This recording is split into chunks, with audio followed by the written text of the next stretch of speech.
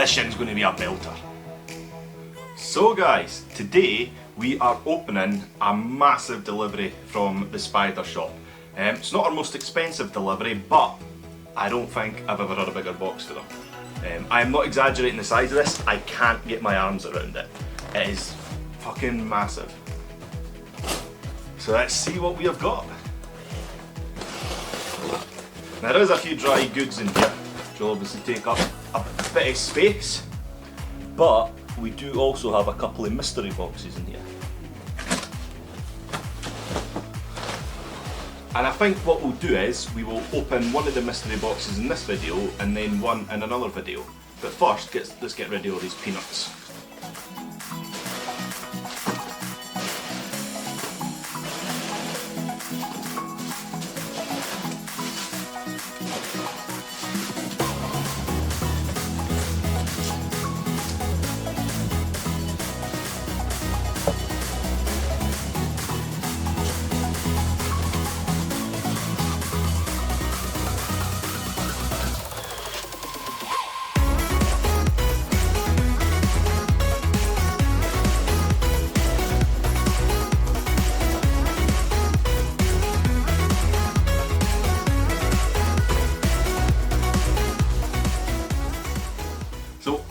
Some people might think the box is a little bit excessive for what we got. A lot of the space was taken up by these cork bark rounds, which are incredible because I got both of these for like a tenner, and you're talking about, you go to a pet shop, you're going to pay 30-40 quid just for like one half this size, which is crazy. But that's one of the things I love about the spider shop. I have never had a delivery go wrong, and it's simply because they are so diligent in the way they pack stuff. They actually care about the animals, which is cool, and something you don't get with a lot of deliveries. I actually had a supplier earlier this week massively let me down on a delivery. We were waiting 3 weeks for a parcel to arrive. We kept getting excuses as to why it didn't turn up. It was eventually sent. We were given the wrong tracking number. It was then sent to the wrong house. It was sent out in a time when it was the hottest heat wave we've had this year in the UK. Temperatures reaching like high 20 degrees, which is crazy for us. So it was sitting outside. The house it was delivered to, the person was on holiday, so it was sitting outside their door all weekend. I opened it and pretty much everything was dead, bar one mantis, which was really annoying because they didn't need to die, just needed to follow them. Have some protocol set up and follow that, which was really upsetting. But you're not going to get that type of nonsense with the spider shop, so it's always a joy getting stuff for them. You know, whatever you get in is going to be in good order. Now, as I mentioned at the start, I have got really 3 deliveries in here actually. I have got a £90 mystery box, I have got a £30 True Spider mystery box, and I have got a couple of things that I ordered specifically, some add-ons. So what we're going to do is split them into 2 videos. So here I'm going to do the £90 mystery box and the add-ons I got, and in the next video I am going to do the True Spider mystery box, which I think are probably my favourite. They're so cool. So that is an interesting one to pick up straight away. So this will be our True Spider mystery box. It's a mystery species, but what it does have on the top is fast.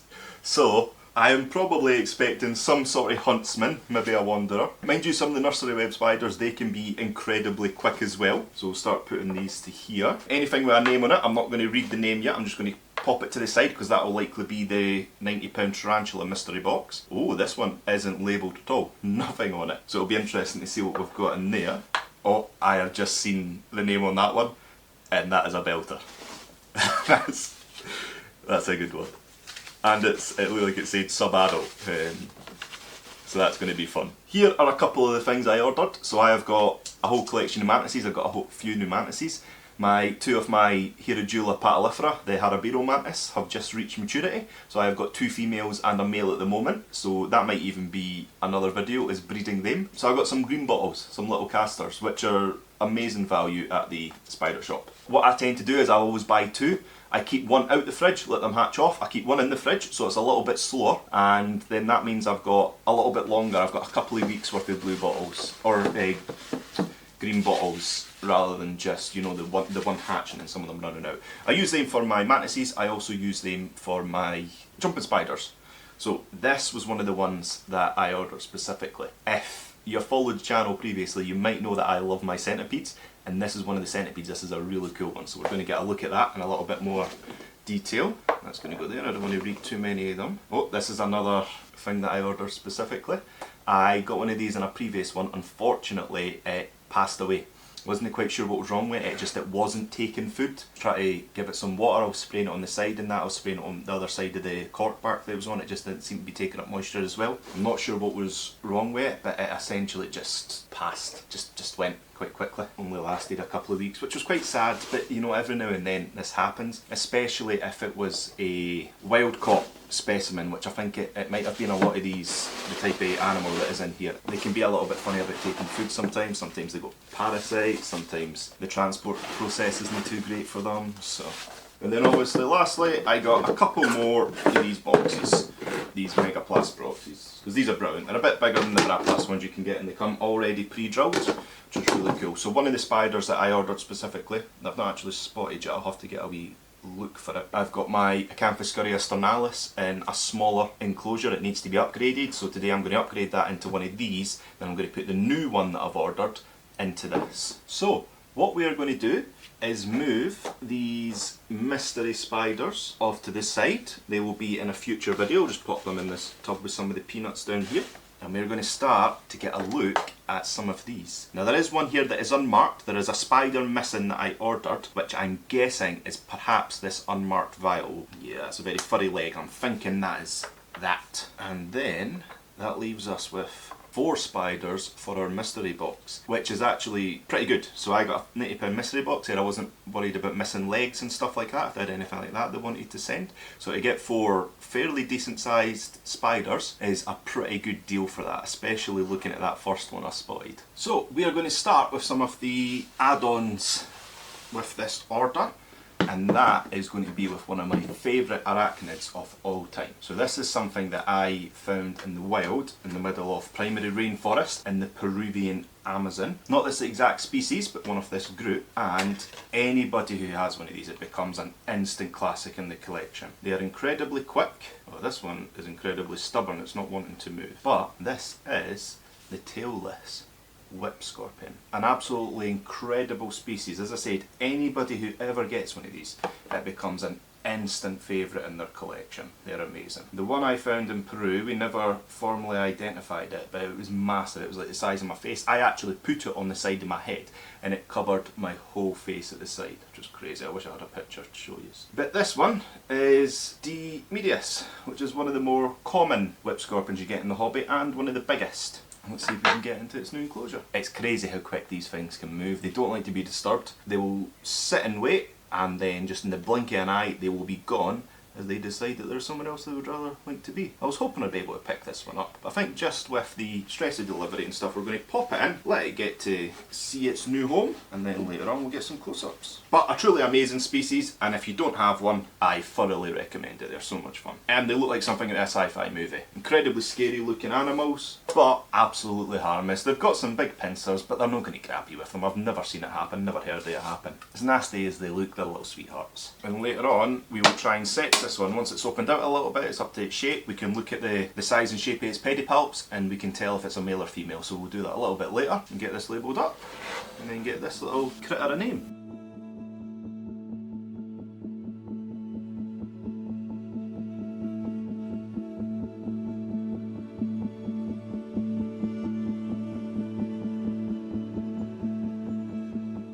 Now, I'm probably going to say this for a lot of animals actually, but this next animal is another of some of my favourite inverts, and this is one of the centipedes. So this is Alipes multicostus, or the flagtail centipede, which is a crazy little guy.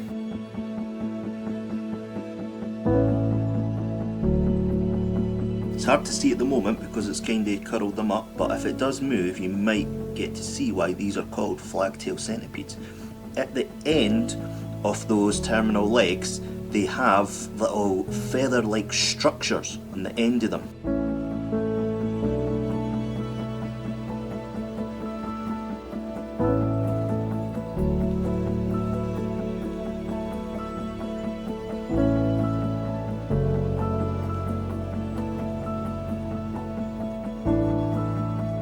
Now, if you've watched my centipede handling video, I generally don't advise handling. Oh, it's waving its wee flag tail, so it's maybe a little bit worked up by me, so we're not going to do it now. But this is one I am probably going to try and handle in the future. It's very small, it seems to be captive bred, so I'm going to see if I can socialise it a little bit, and we might hold this centipede, which would be awesome. Now one thing about centipedes is they can't climb glass, so if you got them in a glass container like this, as long as they're not tall enough to reach the top, you don't have to worry about them getting out. So I'm quite happy to pop that there while we bring up its new home.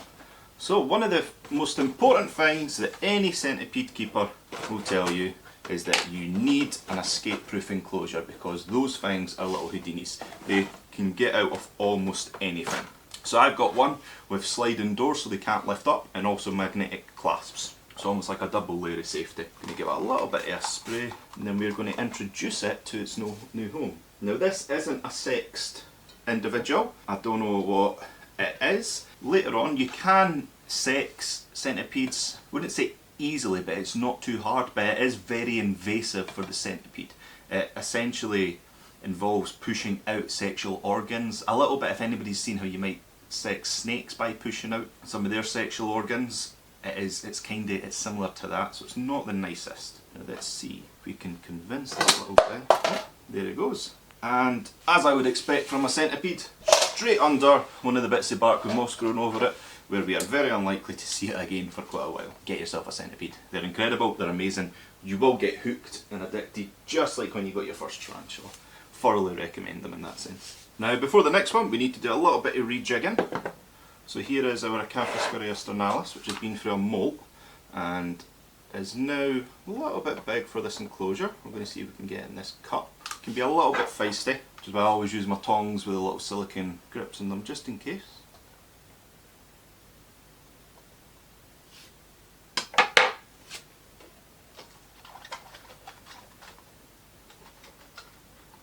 It's getting into quite a big guy. You might remember this from an earlier unboxing when we first got the pair of these. So there's not too many being bred in the UK, so I'm looking forward to that. They're not quite ready yet, they're not mature enough yet, but they're putting on some size. So hopefully in the next year or so they will both be mature and we can start thinking about that. We are going to give it its cork bark, because it does seem to like this standing cork tube. I'm going to put its moss in. Even though it kicks it about, it helps with humidity and stuff. And it's got a little bit more space in here, so it might be less inclined to kick it about. Give it a little water dish. Now this substrate's been sitting in a box for a little while, so I am going to give it a little spray down. We might even see if he can take a cricket later. Oh, he's doing a little bit of kicking. So that's him in his nice new home. And that means we can start redecorating for our new one. And now we have a small arboreal house for this next one. So as I said, it is unmarked, so I don't know if this is what I ordered, but I think it probably will be. It's the only one that's missing. It's an unmarked sling pot. I'd say it is, and it looks like a decent sized tarantula in here. So there's a little bit of clues to what I think is in here. This is a spider that I got for my girlfriend. So when she was a teenager, she went on an expedition to the cloud rainforest in Costa Rica, and a couple of other rainforests along the way as well. And I wanted to get her a tarantula that kind of fit that theme. And there was one that automatically stood out to me. It is another staple in the hobby. Probably everybody has one of these at one point. They are known for being a little bit feisty at times and lightning quick. So we're going to be a little bit careful as we're getting this one out. It looks like a decent size inside the pot. And if you said Salmopaeus reduncus, you would be absolutely right. So I believe this is the Costa Rican orange mouth tarantula. So it is a juvenile. I think they said about 6 centimetres. Let me get another set of tweezers. Absolutely beautiful little tarantula. Now this enclosure is quite big for what you would give something at this size at the moment, but in this heat at the moment in the UK, my spiders have been molting like crazy. So this one, it's about a 6 centimetre juvenile. It does molt fairly quickly already. I think this is going to molt out pretty soon and it will grow to this enclosure in no time at all. Nice abdomen on it. Now that water dish might be a little big for it. And you can see why we call it the Costa Rican orange mouth.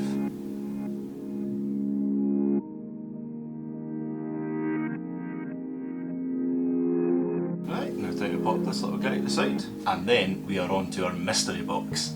Right guys, I just want to take a quick minute to say thank you to everybody who has been following the channel so far. In the space of just a few months, we have grown massively, and I suspect this will be the video that pushes us over 500 subscribers, which is wild. If you're enjoying this video, or any of the videos I've put out, it'd be awesome if you want to subscribe. If not, no worries, you guys being here and watching these videos are more than enough. In terms of future content, there's a few ideas I've got in the pipeline. What I'm working on next actually is starting up a little podcast about all sorts of critters that you might be able to experience in this hobby and in the wild. So as part of my background, I done a little bit of field research, looking into some of the primary rainforests in Peru and the Amazon, which is awesome, so that's maybe something we can go into a little bit more detail in. And I'd like to maybe take you guys out looking at surveying and research that goes on in the UK. So I've got an idea for a video that might be upcoming looking at saprophilic animals, which are a really cool but really threatened type of animal in the UK. It's something that feeds on or revolves around rotten wood in our mostly hardwood forests, which is a really diminishing habitat. So we're going to see about maybe going out and looking at that and seeing what field entomologists do, which I think would be awesome because it will let you guys come out of the hobby and look at more the academic side of entomology, which is a really interesting and wild space. So you might also notice we're taking the branding a little bit more seriously. We've got some new threads so I can show off the logo. We've got our big flag in the background, and I am looking to perhaps take this to some shows. So you might see stalls popping up in the future, or you might see me moving around a couple of invert shows in the UK. I have already got my tickets for the Glasgow invert show, so if you're there and you see me in the hoodie, make sure to say hello. I might also be giving out a few goodies as we're going around the show. But apart from that, let's get back to looking at some critters. So now that we've got the add-ons done, we're going to move on to the main part, which is this £90 mystery box. We have got 4 spiders here. We're going to start with the smaller pots, move on to the big pots, which I can already see are sub-adult. I've seen one of the names on there, and it is an amazing tarantula I have never actually kept, but I have been looking into recently, so it's really cool that one of those has turned up in this order. We'll maybe try and sex those as well in the next mold. So let's start with this. A rufus. So, formerly P. rufus from Tailless. This is now it's a Tailless, I believe. A Tailless, something like that. I believe this is the Javan tree tiger, which is an amazing little, I want to say Asian arboreal. I'll have to check that up. It's definitely an arboreal. I think it's an Asian arboreal. Well, it must be Java, yeah. So we will set up another little arboreal enclosure and get this guy into its new home. And with that, we now have our new enclosure set up. Now these A. rufus and a Tailless rufus is generally something that is not considered a beginner species. Like a lot of these old world tarantulas, they can be quite skittish, quite defensive. I tend not to say any animals are aggressive, because usually, you know, there's not much that's going to hunt you down and go for you. Bar, you know, maybe polar bears and tigers, but we're probably not dealing with those in our collection. But these can be very quick and they can be quite defensive. It looks like this one, it just retreated down in there, so I need to be careful it doesn't come flying out. It's pot. Now, I am fully expecting an escape. Now, that's the only thing about these front opening enclosures. They're brilliant for dealing with the tarantula, for getting the tarantula in. Not always my favourite. Hopefully we'll decide to run out onto this cork bar. Oh, that's incredible. Whew. Now these old worlds are amazing spiders. Colours on them, the nature, they're so fun to feed, they really go for prey when you pop it in. They're so cool. A little bit controversial, because a lot of people say, you know, not for beginners. I would recommend anybody, after you've got a couple of new worlds, get yourself an old world tarantula. Start with a sub-adult or a juvenile, get yourself an old world. They are so much fun. They will get you absolutely hooked in these tarantulas, and after no time at all, you will just be keeping, you know, your arboreal old worlds and stuff, and some of your feistier spiders. They're so much fun. Abdomen's looking a little bit skinny, so we should be able to feed this one, and maybe give that a go after this. Let's see if we can get some close-ups.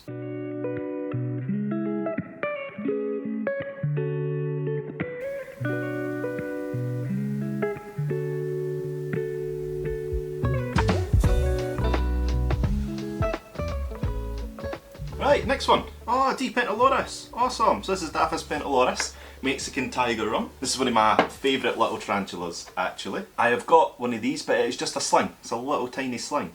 45 centimetres is a good size for these tarantulas. Now what am I going to keep it in?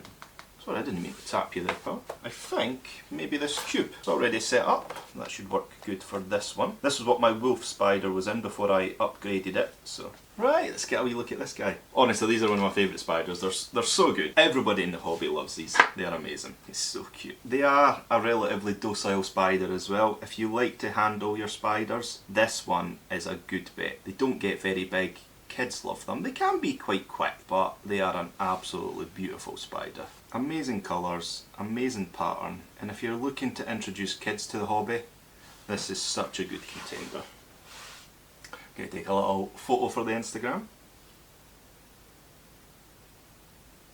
I need to angle it just right. So one of the other things I do is I teach a lot of outdoor education. I've been teaching at the zoo, and I was showing them how to do hand drill, which is where you start fire by rubbing sticks. So I got a massive blister on my hand for doing that. I'm trying to get that knot in it. There's been some really interesting research done recently on spider memory and cognition, and there's a lot of people that are kind of showing now that spiders do have memories, and one of the things that they can remember is familiar scents. So you can actually socialise spiders to get used to you, because they will remember your scent, or a lot of time your taste as well, and over time that familiarity means that they will be less skittish or anxious to kind of climb on you. But awesome, an amazing little addition.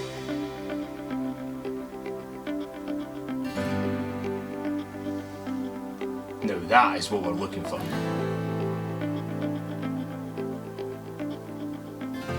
And up you go onto the shelf with the other guys for now. And onto our last two for the mystery box, which are both sub-adults, which is awesome to get in a mystery box. Now this one is one that isn't very well known in the hobby, and if it wasn't for me literally just watching a Dave's Little Beasties video on this like 3 days ago, I had never heard of it before that.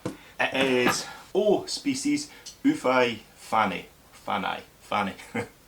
I believe it's Ornithoctonus, something like that. I'll double check it. I believe it's Ornithoctonus. It is an undescribed species within that genus, and it has been given the name Ufai Fanny. Now, from what Dave was saying, this thing is an absolute monster to work with. Very quick, very defensive, very skittish. It is a fossorial species. It's called the dancing earth tiger. It's a Thai species. So, because we don't know too much about this species, I'm going to treat it like any other Thai fossorial or largely fossorial species that I have in my collection. Which means a decent amount of substrate. For this one it's not going to be too big as a sub-adult, so I'm not going to fill it all the way up. I'm going to fill it like just beyond halfway. Decent amount of substrate, good substrate that can hold together so it can dig burrows, so I like to mix some tortoise substrate actually in with some cocoa, and I've put a little bit of moss in there just to keep some humidity up. It will dig it out and kick it around and stuff as it goes. Whew! Good size. Good size. I was not expecting that from just a sub-adult. It's already kicking at the top there. That catch cup isn't going to be big enough if this decides to dart out. I'll be back in a second. What I'll do is I'll take the lid off, and it is already coming out. And it's just slapped its water dish. That is a beautiful spider. That is an absolute monster. Just going to press the lid down a little bit more. Actually secure it. It is just slapping at everything in its container. You won't be able to see it from there, but it is slapping the ground as it is coming out. It is not happy with it. I'm going to get a bigger catch cup. I'll be back in a second. Right, I am sorted, hopefully. Let's see if we can get this tub out. Oh, it is really not happy. Oh, that's incredible.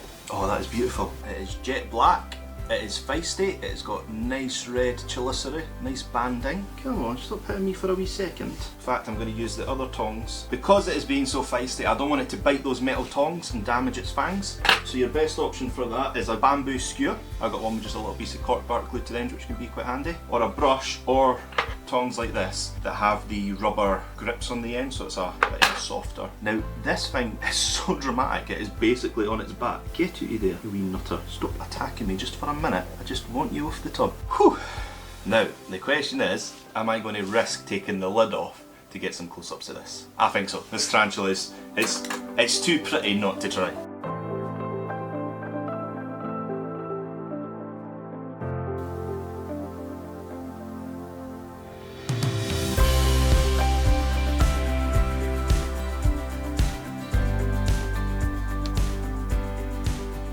This is what we call a fret display, and this display is the tarantula just rearing up to say, look how big I am, look how big my fangs are, I can do you a lot of damage if I want to. Don't get any closer, essentially. So I'm going to stop poking it because it's actually quite nasty, that's unfair. I am going to leave it, I'm going to let it settle in, and later we will see about giving it some food because its abdomen isn't all that big. It looks like it could use a little feed. I don't know why, but I have a soft spot for the absolute psycho spiders. I love them.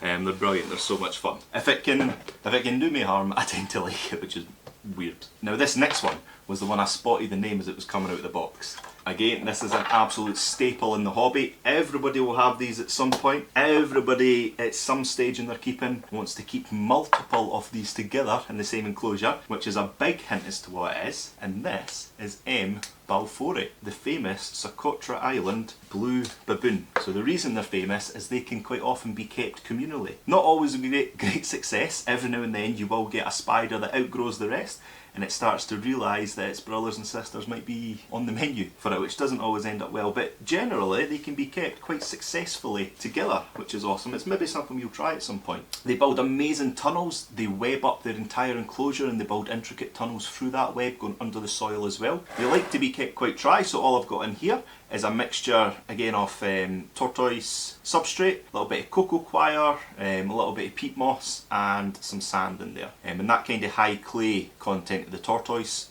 blend really helps it hold those tunnels for it moving around. Cool, cool. Not quite as big as our Onyphoctonus that we just opened, but a good size. So again, this can be a very quick spider, can be very skittish, can be very defensive. So we're going to take it seriously as we are opening it. I'm going to loosen the lid, place it in, and then pop the lid on just like this. I'm going to slide it back a little touch so there's just a little gap at the front, and take off the lid of the cup. A lot of people make unboxing tarantulas a lot more complicated than it needs to be. Pair of tongs, a tub, and a little bit of patience will get you quite a long way. Now even as a sub-adult, these guys can give you a nasty bite, so you do want to take them seriously. Oh, it came right out the bottom of the tissue. And again, this is an incredible spider. I say this about nearly everything I unbox, but this is one of my favourites. It's one of my favourite species. They're amazing. It's not one I've kept before. Just crazy considering how much I follow them on other people's social media and videos and stuff. But it is a beautiful tarantula. And the webbing that it does around its enclosure is just amazing. If you've ever had an OBT, they make even better webs than those. Maybe not better, but now it's just hanging about on its tub. I'd like to get its little cup out of there. There we go. You can probably see it climbing up on the edge there, so it is a decent size. And I will see if we can get some close-ups. Now she has already started to web up her home, so let's see if she wants a little welcome meal.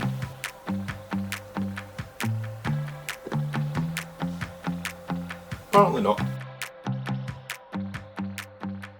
Well guys, time and time again the spider shop continues to impress me, and this delivery is no exception. Quality of these animals are amazing, the ones I ordered and the mystery box. You'll have to let me know what your favourite is. For me it is really a toss up between the Tailless whip spider, which I ordered specifically, so that was always going to be high on the list, and this dancing earth tiger that was giving us all those amazing poses earlier. Both beautiful animals, and I think it is just going slightly towards this earth tiger just because of the sass it showed us, which was amazing. It's the end of this video, but it is not the end of what I'm doing today because I am just about to unbox my True Spider mystery box, and one of those specifically said fast, which makes me wonder. I think it is perhaps one of the crab spiders, or maybe the tomb crawler, which is a very quick one I know the spider shop had in stock, so you'll have to tune in for that. Make sure you don't miss it. If you did enjoy this video, consider giving me a like and a subscribe. It'd really help the channel along its way. And until next time, Cheery and Drasta. And if anybody is wondering what Cheery and Drasta means, it is Gaelic for goodbye for now.